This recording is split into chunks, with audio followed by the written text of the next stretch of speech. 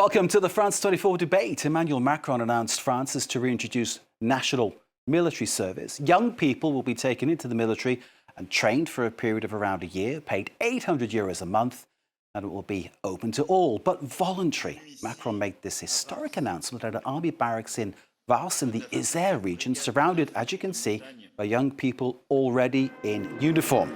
Now, the reason for this reintroduction of military service, according to Macron, is clear: the growing threat from Russia. Our panel will be discussing this national move by France while examining the greater context of an increasingly volatile geopolitical landscape. This is Vladimir Putin says Russia will achieve its goals in Ukraine by force unless Kyiv withdraws. What's new might be the reaction from the Ukrainians on hearing Putin's words. First, this report, Eliza Herbert, on how President Macron made this historic announcement. France cannot remain idle in the face of accelerating threats. That's according to French President Emmanuel Macron, who on Thursday announced a new national military service to be introduced by next summer. This service aims to achieve three specific objectives: strengthening the bond between our nation and our army, enhancing our nation's resilience, and consolidating the education of our youth. According to Macron, the 10-month programme will be open to young volunteers aged 18 to 19. They will hold military status, receive wages and serve on national soil, but not in military operations abroad. The service will commence with 3,000 volunteers and aims to grow to incorporate 10,000 by 2030 and 50,000 by 2035. While France's days of conscription are over, according to the president, he did specify that in the exceptional event of a major crisis, Parliament may authorise to call up volunteers, as well as skilled youths identified in national mobilisation days. Ahead of the announcement, these young people were already divided on the prospect. I think it's a good idea to reinstate the service. It's about pride for the country. Clearly, young people can be afraid of becoming soldiers. Maybe they won't be ready to do it.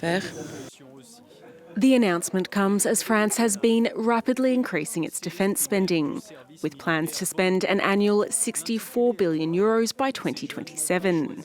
It also follows a controversial statement made last week by France's top army chief, who said France should be ready to lose children, as Russia is preparing for a confrontation within Europe by 2030. Eliza Herbert setting the scene for us. Let's bring in the guests of this debate. Here in the studio, Jacob Ross, Research Fellow at the German Council on Foreign Relations. Jacob, pleasure to see you and thank you for coming in. On the other side of the studio, though perhaps not necessarily against, time will tell, we have Michael Ben-Amoun, Director of OPY think tank, that's Europe's War Institute, and you've been a reservist for 13 years, my spies tell me. So obviously we're looking forward to finding out what you think about this whole issue about national service being reintroduced for young people. Joining us from Warsaw is Wojciech Przyplicki, who is Editor-in-Chief of Visegrad Insight and Chairman of Respublika Foundation in Warsaw. Wojciech, thank you very much for being with us. We will have another guest joining us from Washington as we go through this debate. She's Elizabeth Braw, Senior Fellow at the Scrowcroft Centre for Strategy and Security at the Atlantic Council. So let's get this underway with our guests here in the studio, Jacob and Michael. Gentlemen, this idea of opening up military service to young people in France, what's your perspective? Jacob, I'll start with you.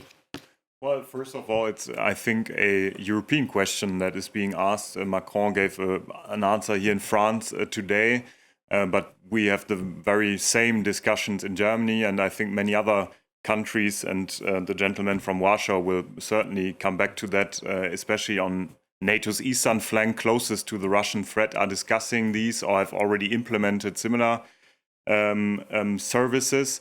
And I think it's part, at least from a German perspective, of this whole idea of Zeitenwende, of a sea change. The fact that for 35, maybe 40 years now, since the end of the Cold War, Europe was a strategic island, so to say. There was very little military threat. The societies profited of the peace dividend, including young people who are no longer obliged to serve in the military. And this period has ended very brutally at the latest in 2022 for Ukraine, but is now also tripling through Europe and coming to countries like Germany and France. So the threat there, Germany changing its way too. Michael, can I bring you in? Because you brought with us, or with you rather, Yes. into studio. Tell us what you got there. It's my French... Hold it up so we can all see. It's my French sleeping bag, reserve sleeping bag. So this is what I take when I'm going on military missions. How often do you do that? Once a year, approximately. But what we're talking about is quite different. And we're talking about, military service for young people between 18 and 19, which is quite different from the reserve. The reserve is something a bit separate. I just couldn't resist getting the sleeping bag on TV. Yeah, so thank you. Just to show what this means in practice, because we all get that in the package, the start package. We have also shoes, and we have certain clothes, and different elements. So this is one of the most important elements of that military As package. part of that, you'd be willing at any point, if you're called up, to go to a battleground. That is true. Yes. Yeah. And what I wanted to say from a French perspective about this new military service is that for us, it can be helpful for the military. We're talking about 5,000 during the first year, maybe, and 50,000 in 10 years, young men that could replace career military in case of major crisis. I think this is the number one use of these young men and women, and also women, by the way. Let's not forget that. Yep. Because President Macron said that his inspiration was Norway. And I was in Norway myself a couple of years ago, and I've seen young men and women in the same military barracks. So, number two, I think these recruits are cost effective. They don't cost a lot of money, and they can do a lot of interesting and useful things. It is cheaper than hiring someone who is a bit older. Third reason to do that, national cohesion, of course. Brings people together from different classes, different backgrounds. So this is always helpful, especially now. And maybe a fourth reason is that it may be useful for these recruits themselves in terms of job integration. Getting some network and some experience also of what it means to work, especially if you don't have a strong education or the parenting around you, the coaching around you to support you at the beginning of your life. The military can help, I think. Okay, so it could be a springboard for some people, I think it's fair to say, of any social standing to go on to something else from that position. It's an interesting concept there, Michael, and thank you for your little briefing about the type of things that you do and what you might have to do as a reservist. Let's go to Warsaw. Wojciech is waiting for us. Wojciech Szpilski of the Visegrad Insight and Respublika Foundation. Wojciech, give us a sense of how it works in Poland right now. Poland, of course, a frontline state in terms of the threat coming from the east. Yes, it is a frontline state, but not the only one. The Baltics are also training and preparing. Actually, by comparison per capita, they have a higher mobilization rate and higher preparedness as well, because they feel much more endangered. That's part of it. But countries like France, Germany, Poland, Romania, UK are the most populous, Spain. And therefore, to them, mobilizing a force that will deter aggression from Russia, which is expected by many military strategists, unless we present a credible deterrence, credible defense posture, is a real possibility. Therefore, the news of France doing exactly that move, President Macron announcing this service, is most welcome from the point of view of Poland. At the same time, Poland just last weekend has started to do preparedness training for a general public, also voluntary, also in a way experimental, not to put people in a longer military service, but to train them how to respond to crisis situation, both military and non-military as well. And there are many, of course, which are happening due to climate change, due to simple accidents that happen, and you need to know how to react. But in the meantime, since 2022, we have a bipartisan agreement and a new law that mobilizes the army numbers from below 200,000, currently already above that number, to 300,000, both the professional army, reservists, the territorial defense units. together with the trained civilians, Poland is looking up to 500,000 people to be able to be trained further or being professional soldiers. And again, for the very same, but it's not just deterrent in the sense of response to Russia. This is also necessary to change the mindset and to build up the will to fight. In Poland, about half of the population, by Gallup polls from early last year, said that they will be willing to defend their country. Much more in the Baltics and the Nordics, but in a number of countries across Western Europe, our key allies in NATO, Germany and France, the numbers were very worrying, if not frightening. No, not to mention that in the US, the willingness to fight and defend homeland wasn't that high either. If you look at the numbers that were presented at that Gallup poll, and I believe by many of the effort of strategic communication and preparedness, they have gone up. Gallup has quoted 18% of Germans willing to defend the country, and over 56, I think, were not declaring they wouldn't fight. Also in France, we had an imbalance. In order to upkeep the strategic direction for our countries, NATO and Europe, we need citizens to be aware and part of the common effort to make this credible and not to allow the war to spread, and hopefully to wait and win the peace. Okay, so I'm hearing from Warsaw that you're welcoming the fact that Emmanuel Macron has launched this new scheme today, this reintroduction of military service, and we'll get into the details from your perspective as we go through the programme. The great thing about the France 24 debate is that guests get introduced at the drop of a hat at a moment's notice, and I'm pleased to tell you we have a guest that I hadn't anticipated seeing. So let's welcome Stephen Everts to the discussion, Director of the EU Institute for Security Studies, joining us, I believe, from Brussels. Correct me, sir, if I'm wrong. Great to see you. Welcome to the programme.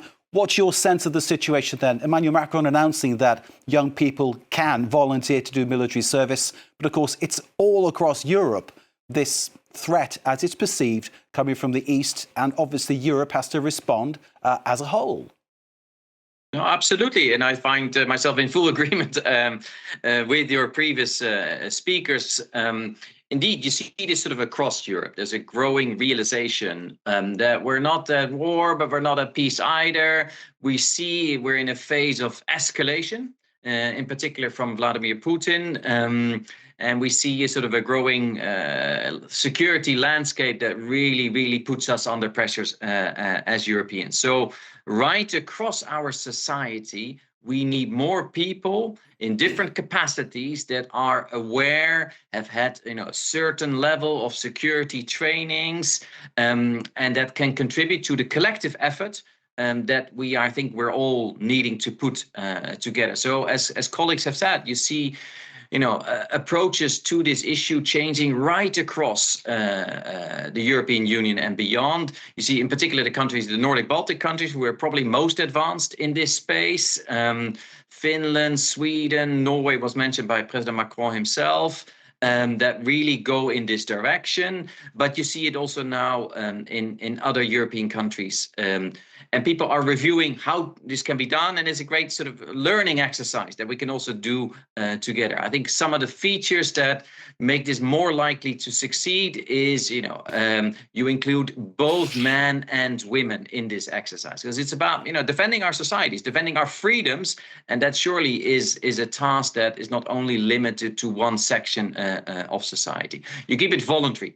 For the time being, we remain within Europe, with the idea we have professional armies who are performing the combat roles and who may also be deployed outside our country. But we need a wider pool of people, including young people, who are familiarizing themselves with the role of the armed forces and related matters. So I can only applaud this measure, and I see it sort of fitting with a wider determination that you sense. There's a degree of fear across Europe that we have this horrible war in Ukraine, but on top, we also have, increasing pressure and hybrid tactics to get ever more brazen by Russia, with acts of sabotage, with cutting of the subsea cables, with the drones that appear everywhere and that paralyze our airports and so on. There's foreign interference in society because the situation is quite serious. We need to remain level-headed, but we need to take that seriously and equip our societies with the means and the mindset and the capabilities and the skills that we need to defend ourselves and to unpower Russia. So I see it part of that. Stephen, thank you for that. And as you're talking to us, the map shows that clearly, with the threat perceived in the east, you come west, and the countries that are most at risk there, they're the ones who've reacted soonest. And the further, of course, you go, there's more scepticism. France, of course, a fair distance away from that border. However, there is an attitude from President Macron to act in a certain way, and this has taken France along a certain route. Let's talk about something that General Fabien Mandon said on Thursday, November the 20th. It made us all sit up and take notice. France should be ready to accept losing its children at a time of war. Essentially, he was saying that we all have to be willing to basically see and make an ultimate sacrifice to protect our way of life in the face of the threat. Let's take a listen to the General. Ce qu'il nous manque. What we lack, and this is where you have a major role to play, is the strength of spirit to accept suffering in order to protect who we are. Les armées, c'est un extrait de la nation. The armed forces are a reflection of the nation. Employés partout dans le monde, the women and men deployed around the world today are between 18 and 27 years old. Ils viennent de vos communes. Ils ont les mêmes aspirations. They're young. They come from your communities. They have the same hopes as anyone else. They will hold firm in their missions if they feel the country is standing with them. If our country falters because it is not prepared to accept, let's be honest, to lose its children, to suffer economically, because defense production will take precedence, then we are at risk. Alors on est en risque. The words of General Mandon, one of the top military brass here in France, which basically shook everyone here. And the ripple effect has obviously brought us to this debate, it has to be said. And when you talk about national service, you talk about going to war, it always brings to my mind and to the mind of many people watching, I am sure, the fact that in conflict, if you look at it over the years, it's always the young people who get killed. I can think about people in my own family who went to war and never came back. My granddad and his 8 brothers, for instance, they all went to war and they all came back miraculously. But certainly on the other side of my family, there's been, loss of someone who was just 21 years old, which is, appalling loss. All fighting for my freedom, our freedom, the things we can talk about and debate here in this studio, which is obviously a great thing, but that sacrifice has been made. And you gentlemen, all of you, and you people watching, think about what that means. It's absolutely massive what could happen. Michael, in terms of what the General said, is he right? I think he is. I also believe. I mean, in the army, I have been doing that for almost 20 years now. So the threats that we see in the army, we are aware of that for a long, long time, and we were trying to contain that for the general population. And for a long time, people, I think, didn't really know what we were doing until, I would say, 2014, 15. When Crimea happened, also when the Bataclan happened in Paris, then people started to realize, oh, wow, actually we need security forces. This is what Michael is doing. This is what, the army is doing. So it's quite recent, for European population to actually understand what is the meaning and the purpose of the military. I want to say also to Wojciech that he is right. This statistic about the willingness to sacrifice yourself for your country, it is very important. He is right to say that in the west of Europe, that statistic is quite low. 15%, 20%, 25%, when it is closer to 50, 60% in Poland, for example. But I also want to say that in Ukraine, that number was quite low before the attack in 2022. When Ukrainians were asked, are you willing to die for your country? Ukrainians were 40% to say, yes, I am willing to die for my country. And so that would have been 2014 when Crimea was snatched. I mean, this is a statistic you can find on a website called World Value Survey. WVS. Thank you. I'm noting it down. For free. And you will see that Ukrainians say that, there are 40% saying we're willing to die for Ukraine. And now everybody in Ukraine, I mean, not everybody, but many people in Ukraine are willing to get killed to actually save their country. So things can change. It depends on situation. It depends also on leadership, and also on being, as you said, aware of the situation. All of us. Indeed. No doubt what happened with Ukraine, Jacob, was the fact that Zelensky, when he was offered a free ride out of Ukraine to save his skin, said, "Yatut, I'm here." He stood there to sort of face off what happened. And of course, there was that attempt to kill him by Russian troops trying to get to Kyiv immediately after the invasion, which was foiled by Ukrainian troops.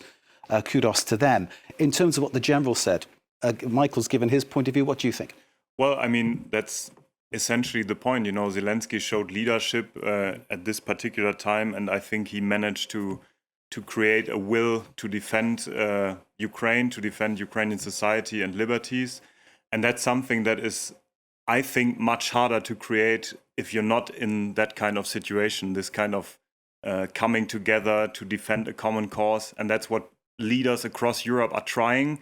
But the further away you get from the actual combats, from the actual dying in Ukraine, the harder it gets to sell the message. And that's why I think what General Mandon said was essentially true, certainly, but is a very risky message to tell to a public that is not military trained, that is not familiar necessarily following on a day-to-day basis what's going on in Ukraine. And that's exactly the same debate in Germany right now. That's why President Macron made it very clear in his statement today that the young people joining this military service won't be sent to any foreign operations, but will be doing their military service in France. And that's exactly the same message that the German defense minister is giving to young Germans who are inclined maybe to join the military, to get training, that they, even in case of a major war of Russia testing NATO in the Baltic states or anywhere else, these people, volunteers, reservists, would essentially secure supply lines. They would be in the homeland, while the real professionals, the people with the skill, with the training, would be the ones fighting on the front lines. And I think that's a very important message to bring to the public again and again, because you will have certain political forces, and we saw that in the French debate, we see it in the German debate as well, and elsewhere in Europe, that will try to frame it in a way as to say, these politicians want to send our children to the front lines in Ukraine, and that's not what's going on. Okay, so that is the official version. And I've still got this little voice at the back of my mind saying, who knows what happens when push comes to shove. I hear what you're saying, and I completely accept what you're saying. Well, you have the right to be doubtful as well. I mean, as a citizen, everybody should, yeah. That's what I love about you. Thank you for that, Jacob. Let's go back to Warsaw, where Wojciech is waiting for us. Wojciech Przyplik, who is editor-in-chief of Visegrad Insight and Rest Public Foundation. Wojciech, the sense of things in Poland, I mean, clearly, given geographically where Poland is, given the threat, given there's been incursions via drones, given you're on the front line, is the sense there that people, men, women, recruits, not recruits, are willing to go as far as it takes to preserve the nature of Poland? I think we're entering the turf of strategic communication and political communication. And the government is trying a very delicate trick. Because like the French general whom we just heard has demonstrated, you can go over the top. I would be very cautious about talking about dying, and service is not about dying. In most of the cases, it is not, especially that if we do it right, nobody has to die. This is about deterrence. This is about ability to demonstrate the willingness to defend, and the Gallup poll asked the question about defending the homeland, not dying for it. But this is happening because of the threat of war, Wojciech, isn't it? Yeah, well, that's what happens, of course, on the front lines, and that's what happens in the cities. But importantly, what it is also, it is important not to frighten our own citizens, because the objective of Russia is actually to drive panic. So what we need is a transformation of our mainstream politics. Thank you for putting up the screen of the article we wrote with Goran Buldowski, followed also by a policy paper, and exactly coming from soft power to hard power. We need to innovate political language that speaks on the grounds of values and motivates people to be willing to stand ground, to be willing to sacrifice some of their time, not necessarily life. In all clarity, there isn't a need for sacrificing European lives at the moment. Ukrainians are doing it for us, and we must be eternally grateful. But we need to use this precious time, and we need to balance the question of how we can make our lives and our citizens stand the ground and also plan it in a smart way. And there is a lot of that, and we've been observing that number of countries. The military service, my colleagues have been saying about that at the very beginning, is an opening, is a job opening. It's a training to adulthood. It's an amazing network of people who stay together, having agency, abilities, cooperation skills, which many of the young generation otherwise lack, also given the pandemic, given the lost years of solitude, or the nature of the life with smartphones. So I think there are many benefits that are not necessarily of military nature to be told, to be sold in a way to the society, buy in to service. But it has to be, of course, underpinned by the very value-driven foundation of our freedoms and connect with our responsibilities. Our democratic responsibility is to do the service, is to be prepared, and if need be, to go full with this responsibility. But that is so far away that we should balance the message and not scare people off from service itself. I hear what you're saying. I still have that voice in the back of my head, but I hear what you are saying, sir. Wojciech in Warsaw, thank you. We have another guest coming to us, but before we join her in Washington, let's go to Brussels, Sir Stephen Everts of the EU Institute for Security Studies, because what I'm getting from what this whole discussion here is this military servicing could be like a kind of I don't know, Erasmus with hardware. I don't mean to be mocking or to be at all sort of, I don't know, doubting what is happening, but is that how you see this happening, Stephen? People getting an opportunity to do things, but at the same time provide some kind of a first layer of increased military presence and increased military training in order to then somehow beef up Europe's response to what's happening in the East? No, I think you got that second part absolutely right. By framing it a little bit as sort of Erasmus with hardware, you included perhaps the notion that this was going to be a pan-European scheme where people would do these kinds of military services or exercises in other European countries, and I don't think that's the case. Anybody who works for the EU Institute for Security Studies gets asked, "What about the European Army, Mr. Everts?" And we know there isn't a European army. There's also not a NATO army. There are national armies in Europe, and they must work much more closely together. But what is discussed, what President Macron proposed, and what other countries in Europe are putting together are schemes through which national youths could participate in and get trained in the role of their national army. I don't think the idea is that the French youth would do their training in Poland, or Polish people would do it in Denmark, and so on and so forth. So I think we should, keep the messaging and the language that we use, as our colleague in Poland, I think, rightly stressed, at the right level. So there is an increased threat, absolutely, and we collectively must address that threat. And we have to find language, including our willingness to fight back if others attack us. And I think Russia is attacking us in certain ways every day, whilst the war in Ukraine goes on. And just to make a little sort of example of that, we at the Institute, we've coined this phrase of unpowering Russia. And what do we mean with that? Well, there's a lot of discussion in Europe about, our deterrent capabilities and what we should do on societal resilience. And you heard some of that also this evening in this debate. And that's right, and that's proper, and it's important. But we felt there is also something that we should do about how we can move more on the front foot. And we see Russia attacking us in the hybrid space with cyber attacks, with sabotage that I mentioned earlier.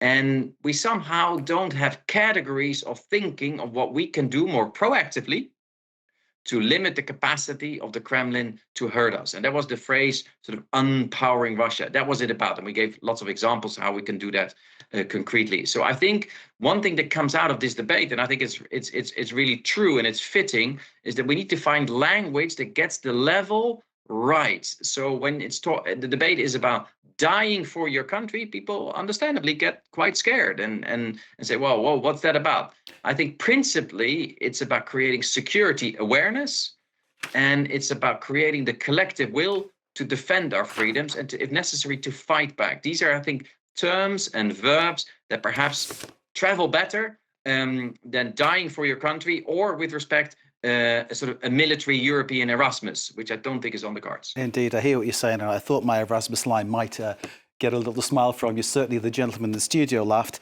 but there we go. It's stimulated the debate a little bit. Let's remind everybody, it was General Fabien Mondon who talked about sacrificing our children in order to protect the way of life we have. He is, of course, a French top brass general, very well known here in France. We have another guest joining us, this time from London. I'm pleased to welcome to the France 24 debate Elizabeth Braw, Senior Fellow at the Scowcroft Centre for Strategy and Security of the Atlantic Council. Elizabeth, thank you for being with us. Just to bring you up to date with what we've been talking about, it's clearly based on Emmanuel Macron's decision to launch a national service again here in France. There'll be some 3,000 youngsters who will be recruited into this, volunteers, by next summer, starting a kind of recalibration of French military in terms of how it prepares for what is in store in future, perhaps. And off the back of that, of course, was the words of General Fabien Mondon talking last Thursday, November the 20th, about the sacrifice of our children, the ultimate sacrifice if necessary. I'm wondering what your perspective on the situation is. How will this move by Macron enhance French strategy, enhance French security? What do you think? Well, the first thing to remember is that conscripts in liberal democracies are not sent to fight wars. That's what made Russia's invasion, so the Soviet Union's invasion of Afghanistan, so unusual back in the day, because the Soviets sent conscripts to Afghanistan.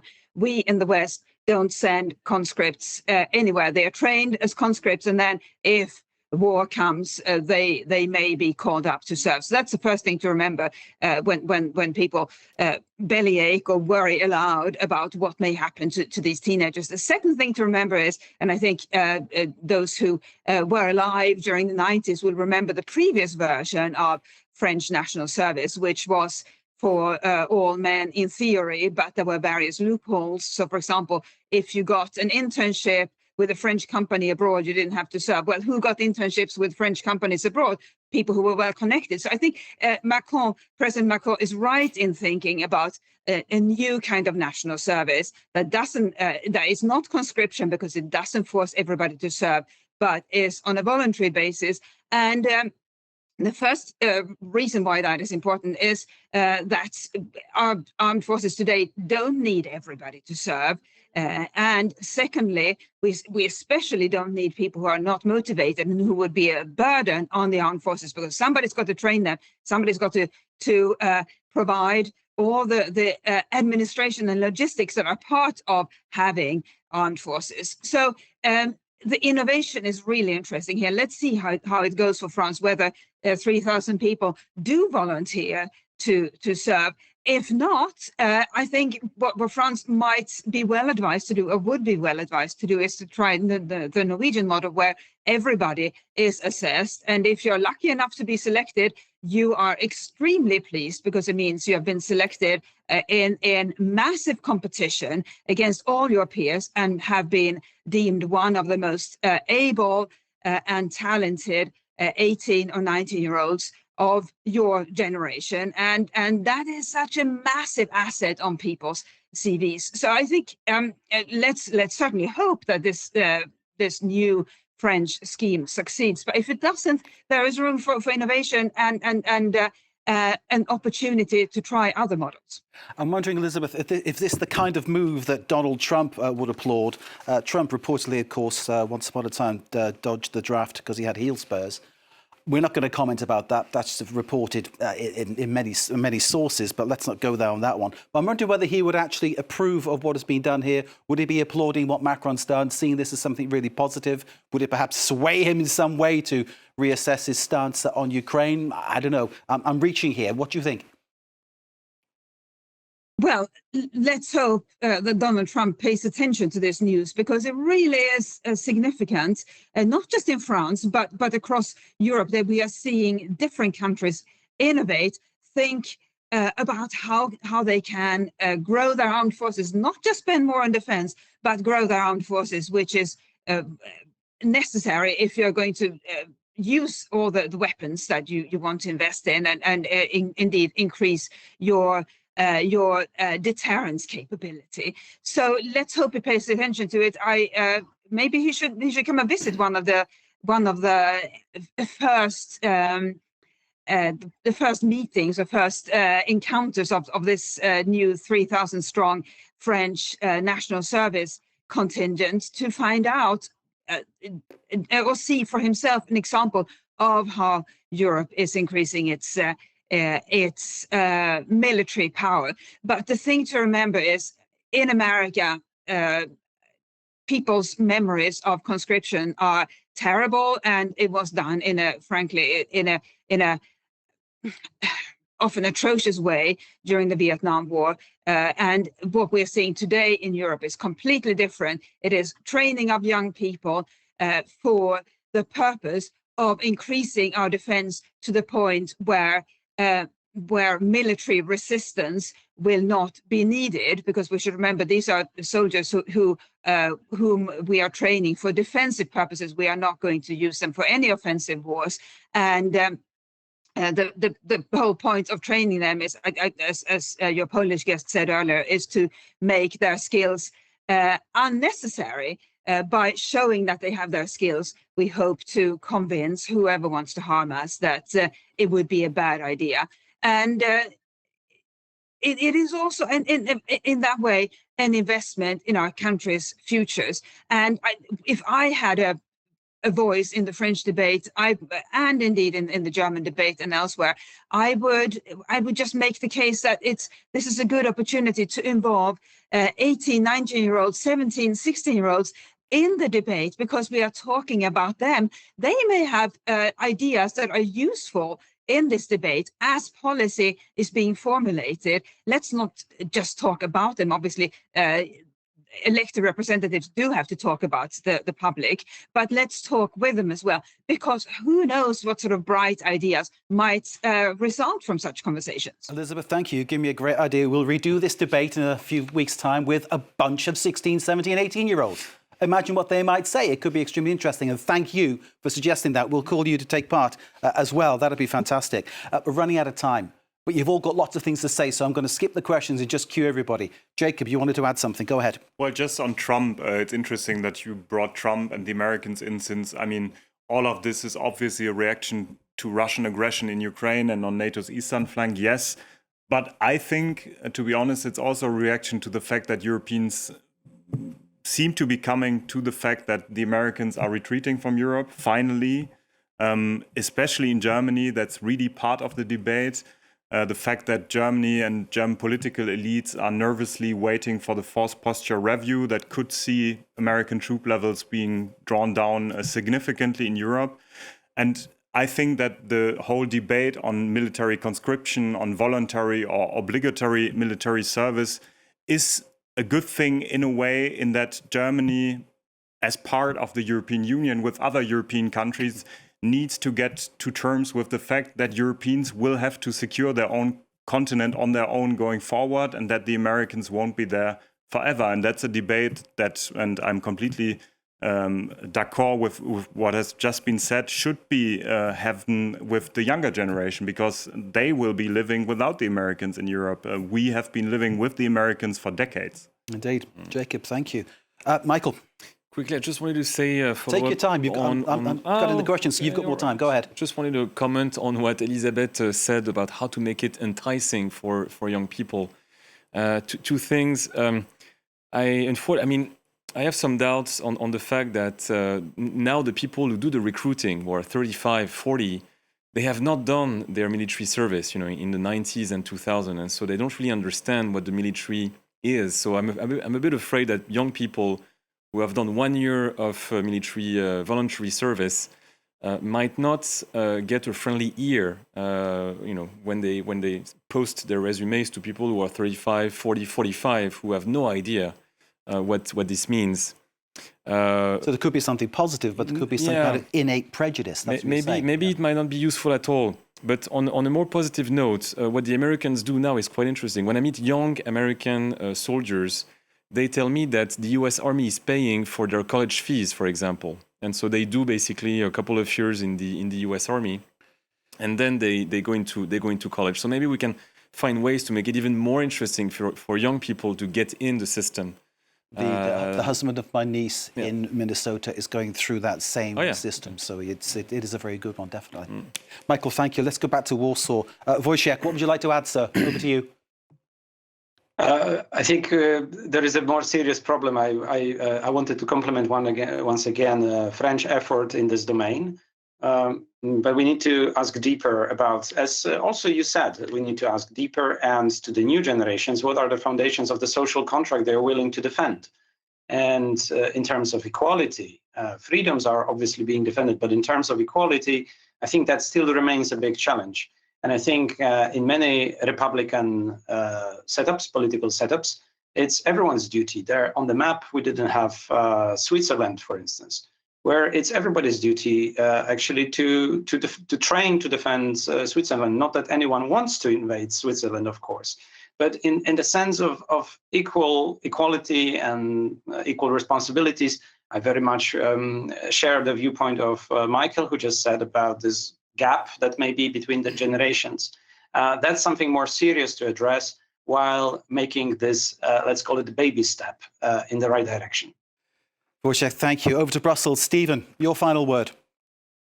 Look, I think this is a very positive move overall. I think it serves and it fits with the worsening security environment, Russian threat, uncertainty around America. We need to organize ourselves in a way that we defend our societies against these many threats. But then there are also additional, I think, reasons why this is a positive step. We're also at a time where there's a lot of political cynicism. There are very diverse societies also in Europe, and we need to do everything we can to strengthen also social cohesion, because more cohesive societies are better able to defend themselves. There's the atomizing effect of social media. There are, different also ethnic and other backgrounds that are not always easy to blend together. So all this joint experience of spending a year together, maybe longer, I think can have also other positive political effects in addition to the security rationale that we've been talking about principally. So I see it as positive. Stephen, thank you very much indeed. I had to cut you off because Elizabeth needs a final word. Over to London. Over to you, Elizabeth, to end the show. Thank you. Well, the first thing to say is I'd love to be on your show with those 16-year-olds, since I think I qualify as an alumni. I was once 16 years old, so I have now invited myself. The other more serious aspect is it's not just the armed forces that need to be that need backup and that need a surge capability, which is what national service is about. Other critical functions, the healthcare system, utilities. Public transport, to name a few, that are public services in our countries, they also need surge capabilities in case of attacks. And we have seen such attacks in recent weeks and months. For example, the most recently, or one of the most recent cases was the sabotage of a Polish rail line. And that is an opportunity to select young people for training in those areas as well. And that means that anybody would be able to serve. You don't have to, if you're a pacifist and you're not willing to use arms, then you would be able to do service in one of these areas. There is a role for everybody, and you would be able to learn invaluable skills. So, and we need these skills in case of crisis. And those crises will hit our societies. Elizabeth, thank you very much indeed. Elizabeth Brough from the Atlantic Council. Thank you for joining us. Thanks to Wojciech Szczepilski in Warsaw from Visegrad Insight and Respublika Foundation. Thanks to Stephen Everts of the EU Institute for Security Studies, and thanks to my guests here in the studio, Jacob Ross of the German Council on Foreign Relations and Michael Benamou, Director of OPY Think Tank. Thanks to all of you for watching. Stay with us here on France 24.